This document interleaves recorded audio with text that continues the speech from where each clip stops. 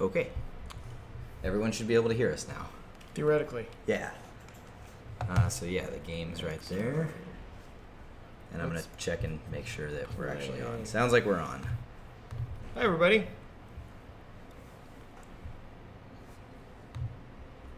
Yeah. Okay, it's working, so. Yay. All right. I'm just going to make sure that the game is, thank you, that the game is coming up. Looks like it's coming up, or is it still saying loading? Did you turn off the loading screen? Nah, I always do that. Yeah. All right. Loading. Yay. Cool. All right, we got it. Yeah. All right, well, welcome to our stream. It's been a while, and we have been busy. Boy, there's been a lot of stuff that we've covered. I'm really excited to get everybody up to speed. Yeah. And also want to say, please just throw your questions in to the chat stream, and we'll answer them as they come up. Mm-hmm. So one of the things that we've been working on doing is making the game much more fluid and smooth and feeling like it's working at a sort of uninterruptible kind of way so that the action keeps going. And these modals have always sort of been placeholders. And in fact, this is the only modal now that's in the game. It's just the one that says, I want the tutorial or not. And now all of the interactions that you're getting, all the questions that are coming up are happening with barks on the screen. So you'll see in the upper right-hand corner different people that you come across telling you, help me, I need help, or giving you advice or that kind of thing. So I'm going to go ahead and jump into the training sequence so we can see where that's at. Also, before I start the training sequence, this is just sort of something we put together in the course of a couple of hours so that when people are playing at expos, they get a sense for how the controls work. The actual tutorial training sequence is going to be very different. So without further ado, so you can see the barks that are coming up now that feel a lot more fluid. Another thing that you're probably noticing is the ship that's happening, that's out there right now, the Leviathan, is actually moving. And it's a big change that we've made. So all the ships now are orbiting. And we've got gravity that's being simulated as well, so you have to keep thrusting to stay in orbit. And we found that it really makes the experience a lot more fun, a lot more dynamic. And you can see we've got a little trail coming out here to give you a sense of where you've been moving. Another thing that you can probably see is there's a dotted line connected to my mouse pointer.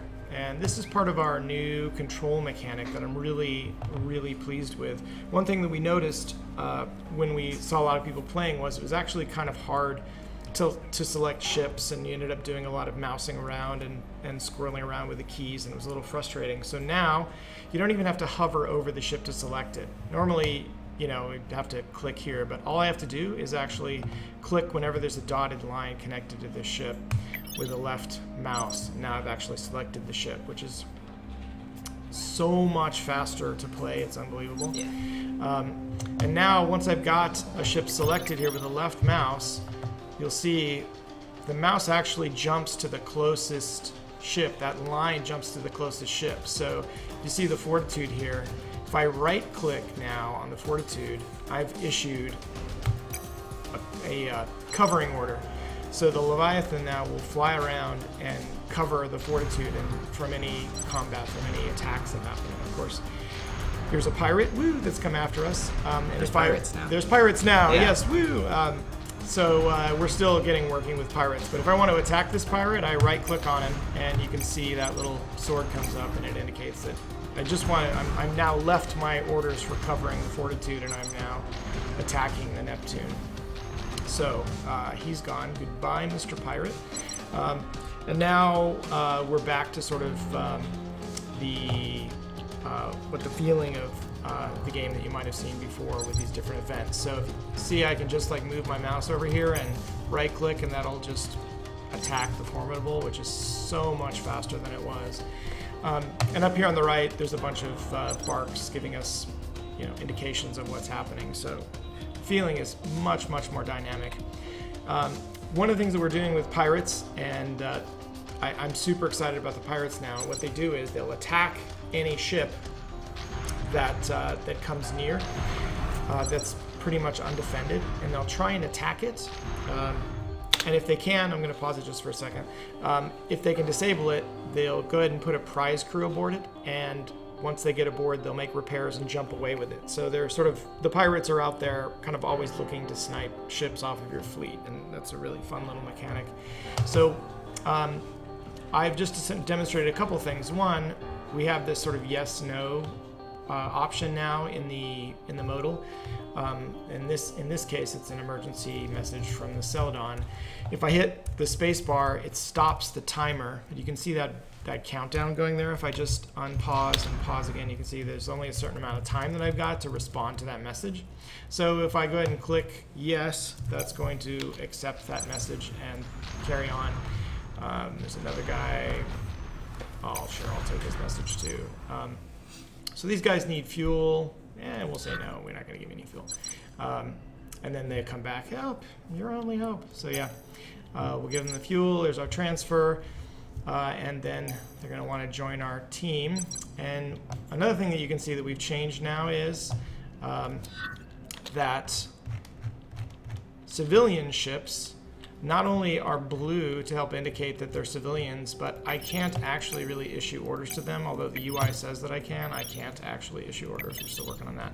But it's a big and much needed change to things that civilians don't really pay any attention to. You just have to protect them, except they make demands, of course. So we'll go ahead and take their refugees. And over here, I've got the Herald, so I can take command of that. And now I've added those guys to our fleet. So I think you can see how much faster it is to sort of like move around the screen with this new mechanic. And I'm just double left clicking to move the camera control. So really makes a difference. Do we have questions or? Yeah. So, okay, fire away. So does accepting the message unpause the game if you've got a pause? It doesn't. Comes up? No, it doesn't. Yeah. Because there could be multiple things that you're doing in that case. Oh my gosh, the pirates captured the Fidelity. Oh, that's a drag. I was a little not paying enough attention there.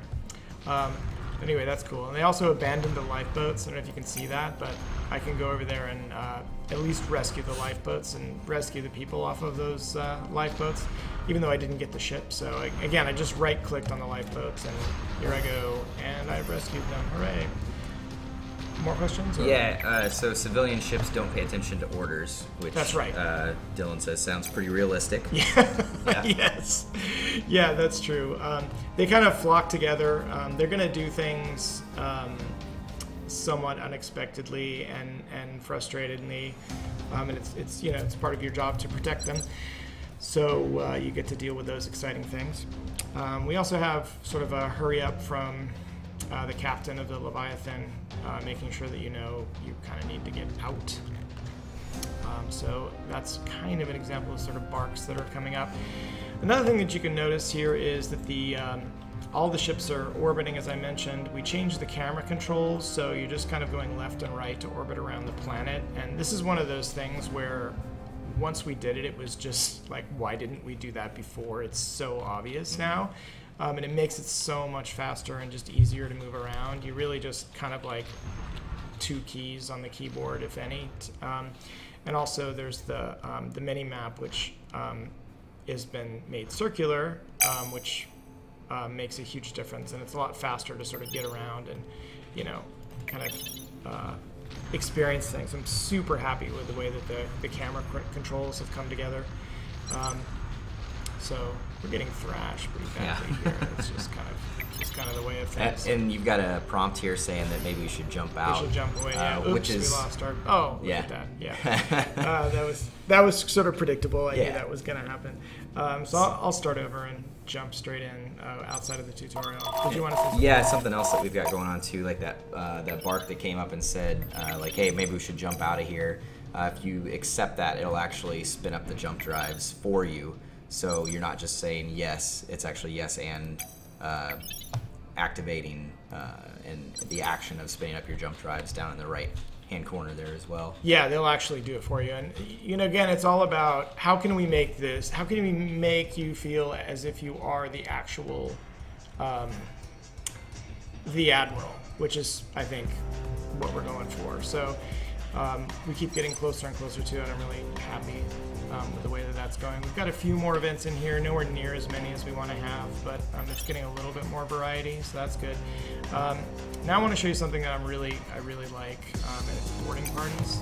So I'm going to right-click on the Avenger here, and we want to take him over. So I'm going to launch a boarding party. Get real close to it. And we've got some more effects for the boarding parties that are coming, but as long as I connect with him, there he is, he's mine, and that is so satisfying.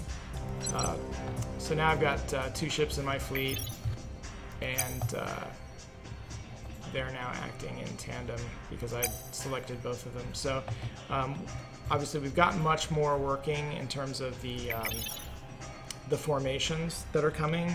We can't really show that in this build yet, but we're working really hard on getting formations going. So that's what we got there. Sankfang asked if you could be a pirate. Being a pirate was actually a high stretch goal that we had on Kickstarter that almost made it, but didn't quite make it. Fail. So maybe if EXO does really well and we have some DLC or something like that, maybe. Yeah, I'd really love to see that happen. Yeah. But we can't promise it. What we can promise for sure is that we are going to make the pirates continue to behave differently than everyone else, and we do have factions also that we're working on, and they're basically different human competing fleets that you're going to have to deal with, particularly in the early stages of the game, that have different behaviors and different looks. So with a boarding party now, you can actually take those ships over as well, and add different factions ships to your fleet. So that's going to be a really cool dynamic for so while you might not be a pirate per se, you can be pretty aggressive with sending in the boarding parties, and especially if there's maybe a civilian ship that doesn't want to join your fleet, and you say, guess what, you're going to join now. Yeah. So that's kind of some stuff that you could do to act kind of like a pirate. Yeah. So it's getting there. It's sort of close to that. Somebody asked if you can steal stuff, or if that matters. Well, I think boarding a ship qualifies as stealing for sure. I can't absolutely promise that we're going to have stealing exactly in the game, but I'm pretty sure we're going to have some events that go into that kind of territory. So you can see that pirate ship, this is kind of cool. The pirate ship that we captured was recaptured by the pirates. I don't know if you guys saw that. The Avenger is now in the hands of pirates, even though we took it a while back. Oh, wow. And that's a whole massive pirate fleet coming. We are just not going to last. But I want to see how long we can hold out. The battleship's a little beefier than it will be. Let's get right into this. Let's go engage and get into some doom and destruction here.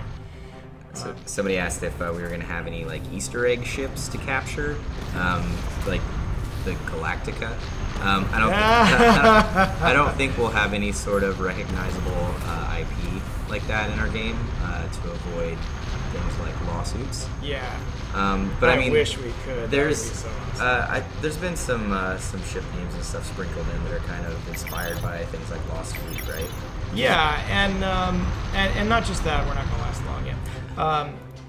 And not just that. I think like a whole lot of things have been created with sort of that in mind. Oh, there's a little artifact here. I'm going to restart. Yeah, if you throw up the loading screen. Yeah, loading. Where is it? There it is. Yep. All right. I'm just restarting because there was a little line artifact.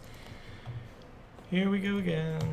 Oh, maybe we could talk to the FTL guys and have an FTL ship in there. Yeah, I'd love to have the Kestrel in there or something like that. That would be awesome. Yeah, like some sort of crossovers. It's really not anything we've talked about yet. I know that our friends who are working on Star Mazer have done a lot of crossover stuff, and we haven't talked to them about maybe having like a Star Wolf model in the game. I know I love that they idea. love doing crossovers. I don't know if they're Yeah. totally burnt out on. They do a lot. I love that idea. Yeah. You know, getting that kind of stuff in there. Like official IP, like Galactica, I think that would have to be some sort of somebody really creative getting in and modding the game or something, which I think would be cool. Of course, we'd never condone it, but it's pretty cool Yeah.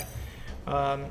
So let's see. Let me jump out and show you a couple of things that we've done that are a little bit different. So we're in the process of sort of consolidating and simplifying this interface. It's very much a work in progress, just like this. This is not representative of the final stuff in the game. It represents the ability of the refinery ship to basically take different kinds of materials or resources and change them into others. But so this is just, it's not really the way it's going to be. But if you look at the star map, we have now enabled very basic scouting. It's maybe 20% of what we expect actual scouting to be. The scouts will actually return, you know, the kinds of ships that are there and if the enemy is present and those kinds of information. So you'll be able to make a much more balanced decision about where you want to lead the fleet. We have some interesting mechanics that we're working out with respect to the fleet that I just want to tease everybody with, and I'm super excited with, but I'm not going to tell you anything else about until we're ready to show it. It's sort of our policy. We want to show rather than tell, but I'm super excited, and I'm hoping like the next build will have that. So we will just jump out to this rock super Earth, and one of the things I want to show is some mine laying. We have the ability to lay mines. I'm just going to go out here and help the Goliath because she happens to be the closest one. And you can see I've got lay mine here. The battleship isn't actually going to be, it's not going to have the ability to lay mines. We have an actual mine laying ship, but just for our own testing purposes, we've set it out here. So I'm going to click on this and drop those mines out. And what mines are is they're actually proximity mines. They work pretty well, as you can see. So if I drop one out, it's going to go and attack when an enemy ship is in range. But when an enemy ship isn't in range, and by the way, that's a known bug, that little snapping thing that's already been fixed, they just sit there. You can see that's what the mine looks like right there. So they'll sit there and wait for an enemy. At the moment, they do not explode when your own ships run over them. So we hope that's not we hope. We think that's going to be the case for the end. So running through really quick. Just all right. I can't resist. Do we talk about how civilian ships are represented blue now? Yeah, I hit that. Okay, yeah. Really quick. So Good. like, if I tell him to go there, he won't. Yeah. He won't do it. He's not going to listen to me. Good guys are cool colors and bad guys are warm colors right now at the moment. And if you're watching this and you're a little color blind, it might be a little confusing. But we have colorblind mode in the works. Yeah, it kind of comes and goes depending on where we're at with the user interface. So you can also see some newer effects. So the missile effect that's last week's missile effect. The near final or final missile effect is in place. It looks very much like that, just a little bit cooler. And the missile explosion is really cool too. I'm looking forward to doing that. And we should take some damage because if I get close to that auxiliary, it will actually repair me now. Look at that. That wasn't Will it repair your shields? It won't repair your shields, but it Okay. will repair your hull, which is kind of what you want. Oh yeah, I think this is Will, but asked about the grid changed color. So yeah, the last time we streamed, the grid was much more black and had I guess heavier contrast to it. Yeah. So yeah, you can kind of see it's more blue and glowy and. Yeah, and it's more consistent, so you see when we zoom out, it sort of maintains more consistency. Yeah. So just like That's really fun to improvements. if you can show just when you zoom out, if you look really closely at the squares, they'll kind of fade in and out to kind of keep that scale, like you were saying. It's super cool. It's really helpful. Yeah. And also, if you played recently, like within the last couple of months, the ships weren't always like super responsive, but they're much more responsive now. So you can see, I've kind of issued a command, and he's already rotating and going in to do that. This build is actually a few days late. A few days old, and I can tell because of those artifacts that are over there. Yeah. That's all been cleaned up now, but they're much more responsive, and you get these really awesome kind of ballet moves going on when you're attacking. I really love the way that this flows and feels when you're fighting, and it's even cooler with formations. So somebody asked about if ship debris acts as environmental hazards. Not at present. We have the ability to do that. We're not doing that at present. We're evaluating a weapon that acts kind of in that way, and we'll have more to talk about in the next update with respect to that. Part of it is a performance issue. Doing collision detection on all those pieces is actually super expensive and nukes the CPU. But I do kind of like the idea. And some of these effects you can see, like there's that sort of purpley thing going on. We've already fixed that. It's a interim effect. We had to kind of pick a build from this week that was in the best place. We started doing audio integration with Wise in Unity right now. Which is so fantastic. Yeah.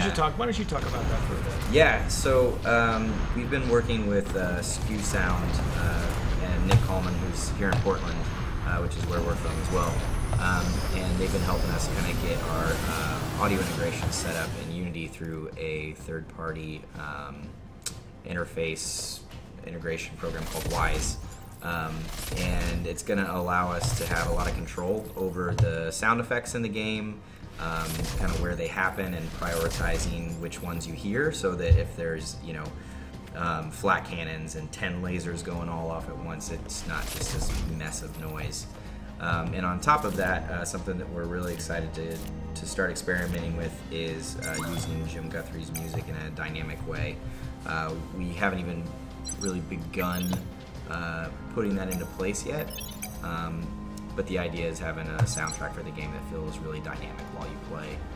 So really excited to do that. If you guys were in the stream earlier, all the music that you heard is new works in progress that Jim's been sending over. We've got about 20 minutes of music right now, and it's all really good. I'm really excited about it. Yeah, totally. I think there he is. I can't say enough about how excited I am about that. The sound is going to be amazing, and the soundtrack. I don't know if anybody came in early, but we were sort of doing a sneak peek of the soundtrack there, and it's coming together so well. I love the way that it's sounding. Jim's got an amazing. He's super talented. We all know that, but it's absolutely fantastic what he's been doing. It's pretty fun to work with somebody when, he'll ask for feedback, and most of the time all we can really say is keep nailing it. So. Yeah, I know. He's like, what do you think? And we think it's fantastic. Yeah. Pretty much every time. So I better jump out for that auxiliary. Oh, too late. So we've got a few more questions. And I should mention, if you've watched the stream before, you might notice we're in a different room right now. So we have two small offices that are right next to each other, and we usually go into the more quiet kind of rec room with the pinball machines, but we were kind of running late testing builds and stuff, and so we just stayed in the office here. So if you kind of see Dominic's back here just working away, and Josh is back here behind us working away. But anyway, to get to questions. Mad Dog asked, is there going to be a way to prioritize energy away from speed and exchange shield strength weapon, recharge rate, etc.? So we definitely have several types of shields. There isn't currently a mechanic for managing power or anything like that. The assumption is, because you're the admiral, that the crews they know how to do that, and they're managing those things as best they can. It's not really a ship level simulation, so Having said that, it's a cool idea, so we'll think about it. And You can see how much more the Claymore is beefier now that I've added a bunch of missiles to it. Dylan asked if we were considering any sort of VR and future plans. Oh, yes, we are. Yes. We're definitely considering it. What exactly that looks like, partly we can't talk about. Yeah. Because we've signed some non-disclosures. I can only say that I'm excited about it, but at the same time, development on any VR, AR, anything like that isn't going to take priority over getting the normal build out and getting the PC, Macintosh, and Linux versions out into everyone's hands. We're not changing anything. We're not like going down any roads to that degree until after release. Yeah.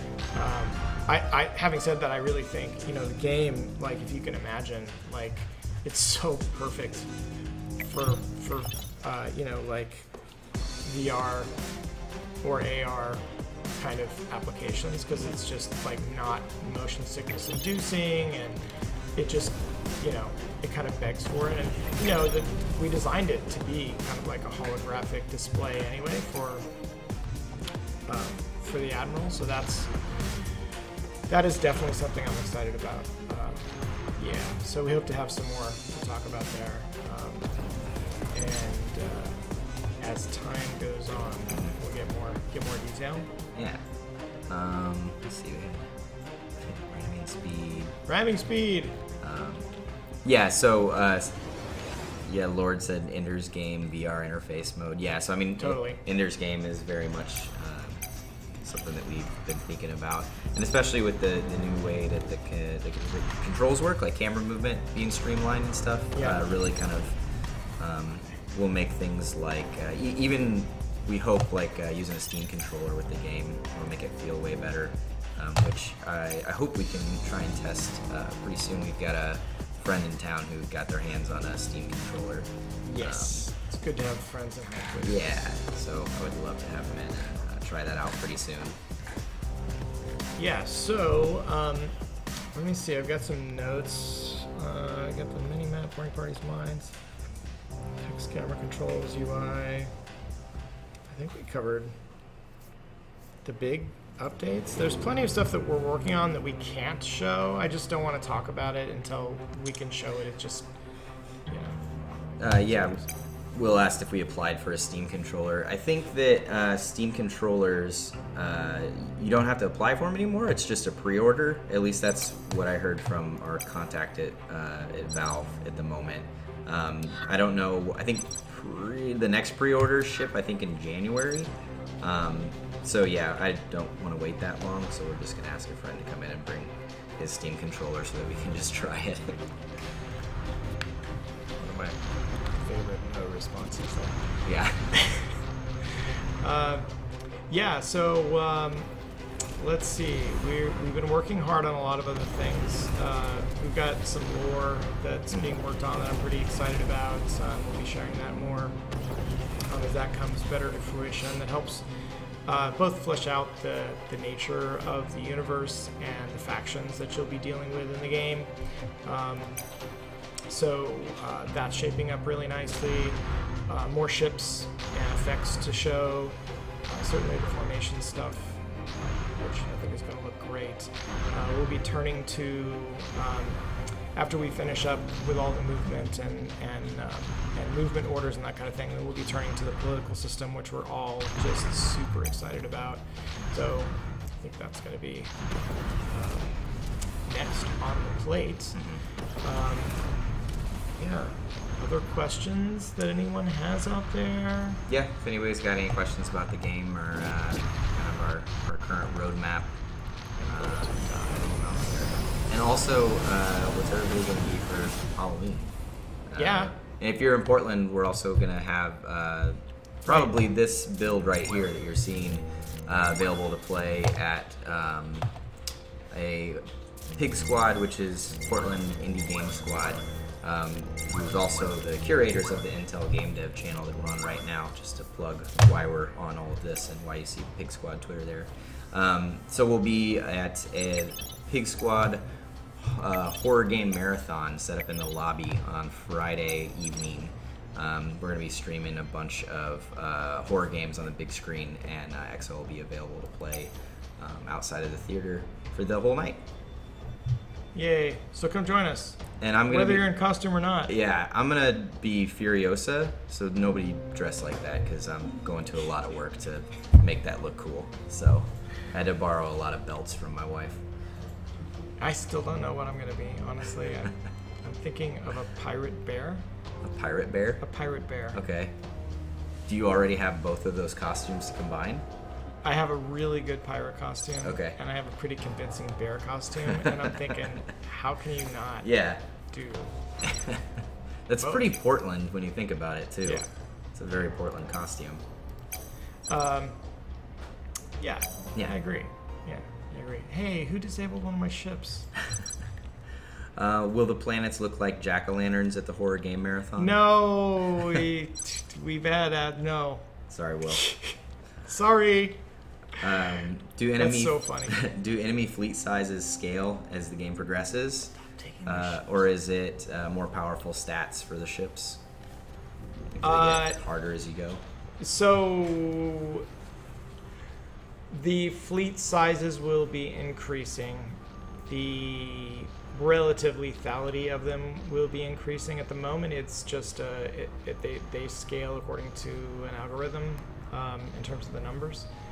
But there's more that we have in store for that, and it's too early to talk about. But I'm excited about how that is proceeding. I'm sorry to be so mysterious. I just don't want to make a promise and then later be like, "But you said you were going to do this thing." That one time. Yeah, that one time. After you said you were going to be a pirate bear, you promised this thing. You promised.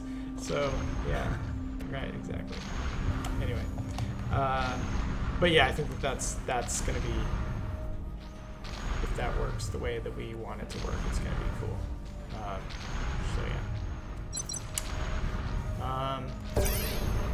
Yes, take them aboard. No. I really could have used that. Oh, it's okay. Actually, it's really awesome to have two auxiliaries because they repair each other. Can you still, can you send a boarding party into the Bellerophon? Bellerophon? I can try. Yeah. He should actually, once he's boarded and the assurance gets up near it, it should repair it. Mm-hmm. It should theoretically repair it if it gets close enough. So the idea there was that the boarding party kind of came on board that auxiliary and repaired it and got up and running, right? Yeah. Well, no. I mean, the boarding party, right now you put your boarding parties aboard. Yeah. What I would like to have happen is for you to have, a repair crew or something like that you can put aboard, and it takes a certain amount of time to happen. In the same way that the pirates do, right? When the pirates launch a boarding party, they take over the ship, but it's already been disabled, so they repair it. Yeah. And then they jump out with it. Hunter asks if there's going to be any new ship building opportunities or fleet expansion opportunities. Ship building?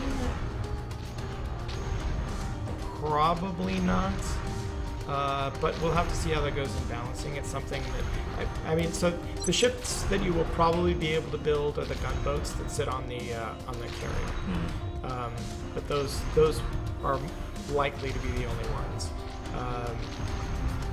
But you will be, of course, building your fleet as the game goes, because you're either capturing or convincing ships that you come across to join with you, both military and civilian. So yeah, and then at the moment there's already this sort of the equipping thing, and events already give you items. So I've gained a bunch of all they give you at the moment are light lasers, but you can see how many I've gotten. They just sort of loaded me up with light lasers as I've been playing. So yeah, that's. And yeah, Hunter asked, when you take over a ship, is it yours to repair and put into service? It is. Yes. Yeah, if you send in the boarding party and take over the ship, there. And you have the raw materials and all that sort of stuff to do it. But yes, That's definitely it. All right. Oh, I don't know. Did you talk about the scouting yet? How that's kind of starting to be in place? Yeah, I did. I Okay. talked about the scouting. Yeah. So I think that actually let's have him do that. We covered it. We're happy to stick around and sort of answer questions and that kind of thing. Oh yeah, I'm glad you like the vector lines, man. We're continually sort of like polishing the way that sort of stuff looks, and I really like the wake lines that are being left behind. That really, for me, that's fantastic. But yeah, we still got a little work to do on that.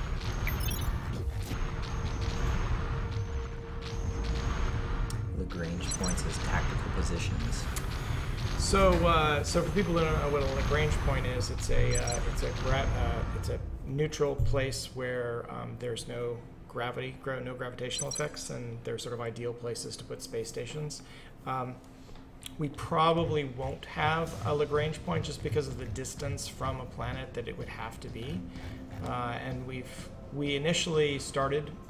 It's an interesting question that you ask, because we initially started with just the ships orbiting the planet, and then we pretty quickly realized that the dynamics just weren't there. It just didn't feel right until we had all ships behaving under gravity. We certainly have stations, and we're doing some interesting things to sort of tactically make things interesting that we'll be showing you probably in the next update. Yeah. I think. Yeah.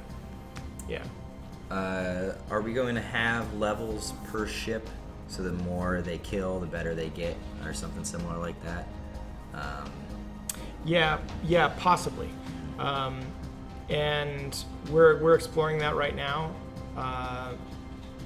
The way that it might work would be as ship crews get better, they do things better. And we have an initial version of that sort of roughed out, and we've seen it a little bit in action, but we haven't tested it well enough to see how that's actually going to play. So that one's a definite maybe. I think it would make a lot of sense as long as it plays out right.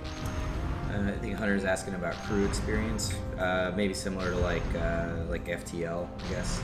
I'm making an assumption there, but how levels up as they. Yeah, something along those lines.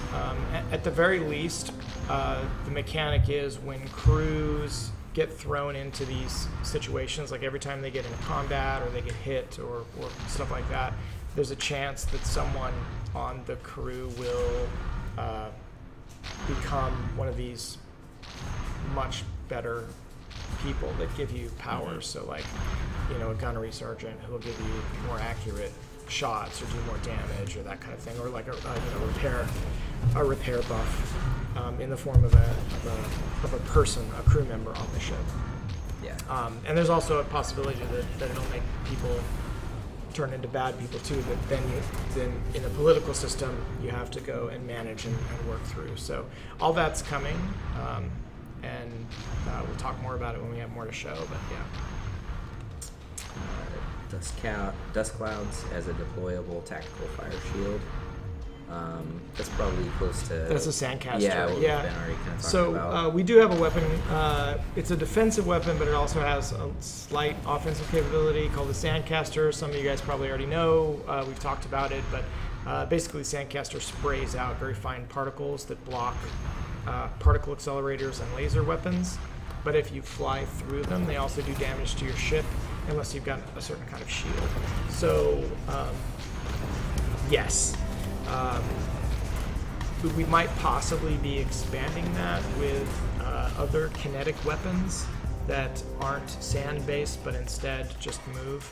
And I also want to play with the idea of being able to do things like jettison all your water and create sort of like a defensive cloud that spreads and things like that. Of course, that would be bad because then you wouldn't have any water, but at least you wouldn't die. So I can't promise that last thing, but I think it's a cool thing and I'd like to see it happen. And we also do have, since you mentioned ablative, we do have ablative armor as a type of armor. There's a couple of different kinds of armor, but ablative only works against lasers and particle accelerators.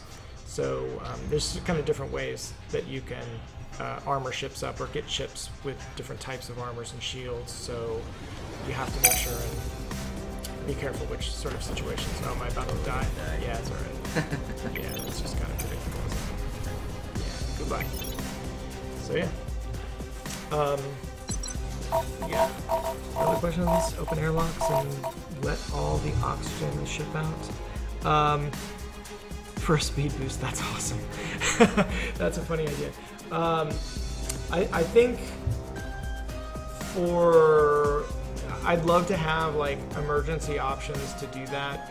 Earlier on, we had sort of an idea where you would you'd be able to, if the harvesters were coming, you could kind of weld the door shut. I don't think that mechanic is going to stay, but you know, something like that that sort of gives you like this last ditch effort, this kind of like, yeah, this is better work, or we're all doomed anyway. I'd love to see. So yeah. Be able to build a sugar bomb. Yeah. Sugar bombs.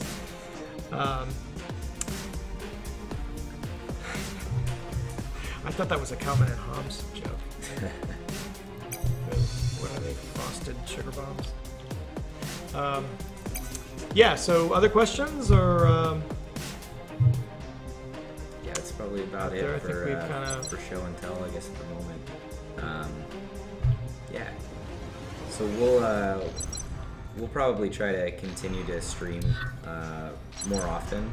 Also, I'd like to keep the streaming stuff kind of coming more frequently than every 2 months, especially now that we're getting a lot of really cool stuff to show off here now. Yeah, oh, I'm so glad you asked this question. Can you detonate a ship? Yes. Yeah. Yes, you can. You can set a ship to self-destruct. You can actually do that now.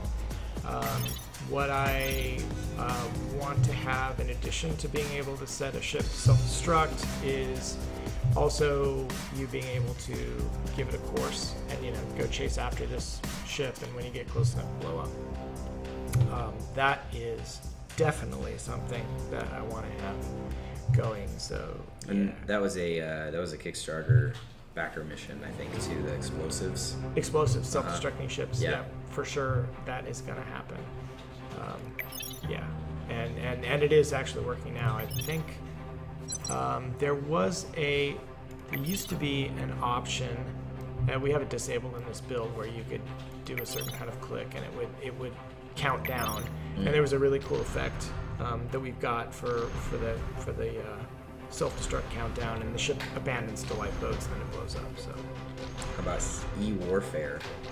I don't think we got the stretch goal for the Dazzler or anything like that. No, it was close. It was really close, but I don't think we made it. Yeah. So not for release. If the game's successful, I can totally see it as DLC.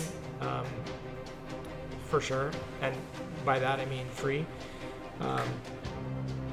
So yeah, I mean, definitely the point there about FTL drives would have destructive power. Yeah, you don't have to like put bombs on a ship. You can self-destruct any ship, any civilian ship, anything you want, and they will definitely do radius damage. And that, like I said, that already works. So yeah, that's almost as satisfying as boarding parties. Doing a self-destruct on a ship is really, really quite fun.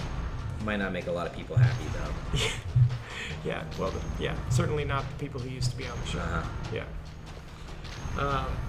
Yeah, so I think unless there are any other questions, we're going to say thanks a lot for tuning in and watching us.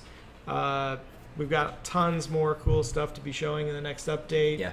And as always, if you got questions, just hit us up. Oh, I forgot to talk about the forums. Yeah, we got forums up and running. Yeah. We have a little bit more testing that we should probably do, but if you're a Kickstarter backer, you should be getting an email soon about signing up for our forums on our website, where you can communicate more directly with the team about the game. And look for more little surprises and goodness as we go on and get closer and closer to release. So Yeah. Yeah, things are feeling great. Super awesome to get everybody's good wishes. It means a lot to us when we hear from you guys. So thank you very much for your support as always. And yeah, we're gonna keep making this awesome. Yeah. So Yeah. yeah, cool. All right.